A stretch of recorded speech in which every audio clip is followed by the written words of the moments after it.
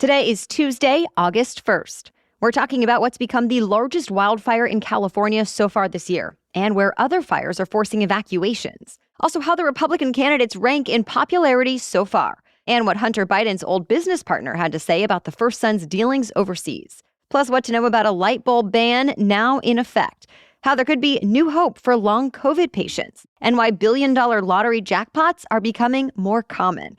Those stories and more news to know in today's episode. Welcome to The Newsworthy. All the day's news in around 10 minutes. Fast, fair, fun, and on the go. I'm Erica Mandy. Thanks so much for being here. You ready? Let's do this. The western U.S. is now dealing with dangerous wildfires on top of hot, windy weather that could make things even worse today. First, there's the so-called York Fire, which has become California's biggest wildfire so far this year. It's burning through delicate Joshua tree forests, mostly across the Mojave National Preserve, though it recently jumped the border into western Nevada. Federal officials say a wet winter actually made things worse, too. That's because the extra rain apparently helped bring in more invasive grasses and underbrush in the deserts. And as those plants dry out in this high heat, they're especially susceptible to fires. So far, no evacuations from this one since it's mostly burning in rural areas.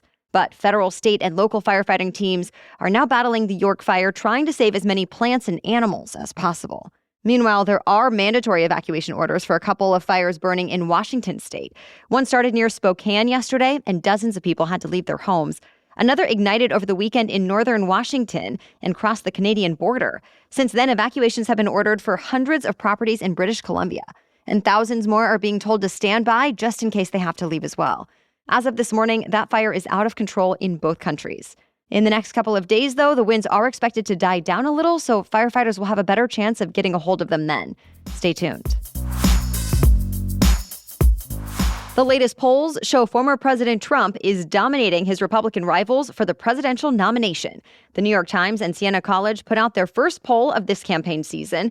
54% of likely Republican voters surveyed support Trump. DeSantis was next on the list with 17%, followed by Vice President Mike Pence, Senator Tim Scott, and former U.S. Ambassador to the UN, Nikki Haley, who each came in with 3%. Trump actually leads among men, women, younger and older voters, moderates and conservatives, those who went to college, those who didn't, and in cities, suburbs, and rural areas.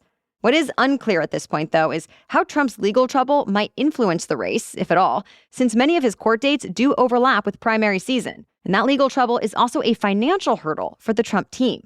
The political action committee former President Trump founded, called Save America, has reportedly spent more than $40 million on legal fees for Trump and his allies just in the first 6 months of this year. Trump's spokesperson says it's important for Save America to pay these fees to, quote, protect these innocent people from financial ruin and prevent their lives from being completely destroyed. And those bills could keep adding up. The trial in Trump's New York hush money case won't get going until March next year at the earliest. The classified documents case is scheduled to go to trial in May. And the former president says he's still expecting an indictment over the January 6th investigation, among others. So we'll see if he can keep his lead. Lawmakers who are looking into the president's son over accusations of conflicts of interest and even more serious crimes heard from a key witness this week. Hunter Biden's former business partner appeared for an interview behind closed doors. Devon Archer spoke about the 2010s when Hunter Biden sat on the board of the Ukraine energy company Burisma while his father was vice president. After the interview, one Democratic lawmaker summed things up, saying it seems Hunter Biden tried to create the illusion of access to Joe Biden while doing business in Ukraine, but that the then Vice President Biden did not actually play a role in any deals. On the other side, though, Republicans say Archer made it clear Burisma could not have survived without the so-called Biden brand. They also say President Biden and his son spoke every day while Hunter Biden was on the Burisma board. It's not clear what those conversations were about exactly. Now, some Republican lawmakers want to open an official impeachment inquiry, though the White House says this whole investigation is a, quote, evidence-free wild goose chase, and President Biden has denied any wrongdoing. To be continued. It looks like the headquarters for U.S. Space Command will stay put in Colorado Springs, where the temporary headquarters is already set up, instead of moving to Alabama. The Biden administration's decision reverses the Trump administration's original plan. And this means even more tension between the Biden White House and Alabama Senator Tommy Tuberville. In response to the change, Tuberville and other Alabama lawmakers have accused President Biden of playing politics, saying, quote, "This is not over." while the Biden administration says it's not political and comes down to, quote, what is in the best interest of our national security. Now, keep in mind, this comes as Senator Tuberville has been fighting against another recent Pentagon decision, and that one is over the policy that pays for women in the military and military family members to travel to other states for reproductive health care, including abortions. And because of that, Tuberville has placed a hold on all U.S. military senior officer confirmations, more than 280 of them, as a protest. Regardless of this political back and forth, the Space Command headquarters is expected to become fully operational in Colorado Springs as soon as next month. Starting today, if you're looking to buy light bulbs, you'll only be able to get the LED or compact fluorescent kind. An official ban on incandescent bulbs has now gone into effect. Now, to be clear, it's not illegal to own incandescent bulbs if you have some in your home already, but it is now illegal for stores to sell them and companies to manufacture them. The federal government says this will help Americans save money and help the environment. They are a little more expensive to buy off the bat, but the savings add up in the long run because they last so much longer and use less energy. Still, some critics call the ban government overreach, saying it should be up to Americans to decide what kind of lights they want in their houses. This ban is actually a long time coming, though, as the effort was initiated by former President George W. Bush back in 2007. We have much more news for you still ahead, but first, this episode is sponsored by BetterHelp. When I first started this podcast and the business that supports it, I had a lot of excitement, but also some doubts. It was a big risk to leave my established career in TV news, and it felt like a bit of a roller coaster ride from one day to the next. Well, that was around the time I realized that therapy can be a huge help. It helped me to continue to trust myself, even in those challenging moments, and still move forward with confidence. Yes, therapy can be helpful for a lot of different things, from careers to relationships and beyond, and is not just for those who have experienced major trauma. If you're thinking of giving therapy a go, one option is called BetterHelp. It's entirely online, designed to be more convenient and accessible. So just fill out a brief questionnaire to get started, and you'll be matched with a licensed therapist. And keep in mind, you can switch therapists anytime at no additional charge. Let therapy be your map with BetterHelp. Visit betterhelp.com/newsworthy today to get 10% off your first month. That's BetterHelp, H-E-L-P, betterhelp.com/newsworthy. Okay, now back to the news. Hollywood is saying goodbye to two actors who passed away this week. First, it was Paul Reubens, who is best known for his character Pee Wee Herman. He died of cancer at 70 years old. Fans and friends soon weighed in on his passing, with many people talking about his kindness and the massive impact the character of Pee Wee Herman had on pop culture. Away from the cameras, though, Reubens also faced legal trouble over the years. He was charged for indecent exposure and obscenity. Despite the controversies, Reubens continued to work, appearing in several TV shows and performing as a voice actor even as recently as this year. And he's not the only actor Hollywood is mourning this week. Angus Cloud, who's best known as playing Fezco on HBO's Euphoria, died yesterday at his family's home in Oakland, California. He was just 25. Cloud's family shared a statement that did not specify a cause of death, but it did say he intensely struggled after the recent passing of his father and was staying with family as he worked through his grief. Fans and coworkers have been offering tributes on social media. So there's a little bit of hope now for anyone who's still suffering from long COVID. The National Institutes of Health have started their first clinical trials into the mysterious condition that impacts millions of people. The trials will test the safety and effectiveness of multiple treatments, hoping to be able to ease some patients' symptoms.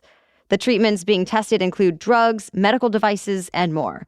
For now, there are no proven treatments for long COVID, which can last for months or in some cases years, with sometimes disabling health problems, though the symptoms vary widely. Some of the most distinct ones include fatigue, brain fog, dizziness, loss of smell or taste, chronic cough, chest pain, or gastrointestinal symptoms.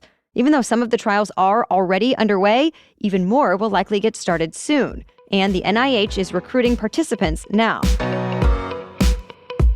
Amazon customers can expect even faster deliveries in the future. The online retail giant says already this year it delivered nearly 2 billion items to U.S. Prime members the same day or next day after their orders were placed. That's nearly 4 times the amount delivered at those speeds compared to the same point in the year 2019. The company says it's doing it in part by putting products closer to customers in the first place, focusing on regional distribution networks and smaller facilities in large metro areas. Well, now Amazon is doubling down. The company says it's going to double the number of same-day delivery facilities in the U.S. in the coming years. Amazon is the market leader right now in online orders, capturing more than a third of all spending. It looks like there's another chance to become an instant billionaire. As of this week, the Mega Millions jackpot has topped $1 billion, putting it among the 5 highest payouts of the game's history.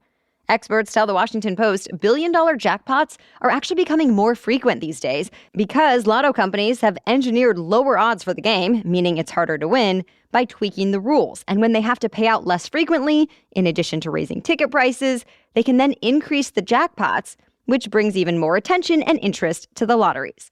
The odds of winning the top prize in the Mega Millions is now 1 in more than 302 million, and that's up from about 1 in 259 million. The next drawing is tonight at 11 p.m. Eastern.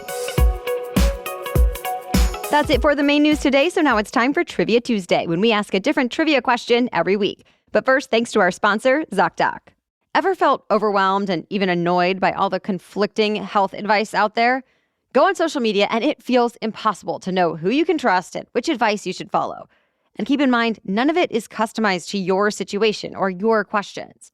Well, if you have a health issue, a question, or just need to get your annual checkup to make sure everything is looking good, ZocDoc can help you find top-rated doctors that actually have a medical degree and years of actual experience. ZocDoc is a free app where you can find amazing doctors and book appointments online. We're talking about booking appointments with thousands of top-rated, patient-reviewed doctors and specialists. And you can even filter specifically for ones who take your insurance, are located near you, and treat almost any condition you're searching for. I also appreciate those verified patient reviews. So go to ZocDoc.com/newsworthy and download the ZocDoc app for free.